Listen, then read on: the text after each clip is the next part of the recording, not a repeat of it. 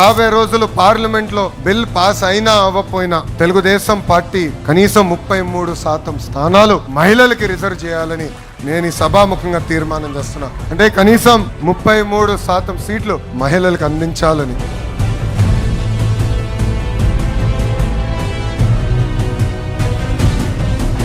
భూమి కంటే ఎక్కువ భారం మోసేది మహిళ.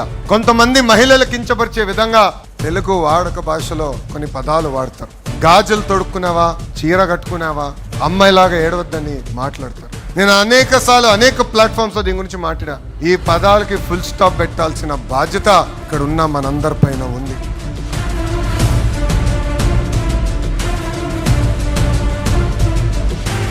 నేను విద్యాశాఖ మార్చిలు అయిన తర్వాత స్కూల్ బుక్స్ లో ఇంటి పనులన్నీ ఆడవాళ్ళు చేసే ఫోటోలు ఉండేది. అలాంటిది ఇప్పుడు 50% అంటే 50% ఫోటోలు ఆడవాళ్ళు చేస్తున్నారు, 50% ఫోటోలు మగవాళ్ళు చేస్తున్నారు ఇంటి పనులు.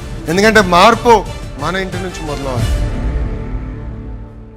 వర్కింగ్ పార్టీ ప్రెసిడెంట్ గారు ఒక సజెషన్ ఇచ్చారు. 33% కేంద్రం గాని వీళ్ళు గాని అన్ని పార్టీలు ఒప్పుకోకపోతే మన పార్టీలో మనం అమలు చేస్తామని చాలా స్పష్టంగా హామీ ఇచ్చారు. నాకు ఏ మాత్రం అబ్జెక్షన్ లేదు. మా ఆడబిడ్డలు ఇప్పటి నుంచే సిద్ధం కావాలి.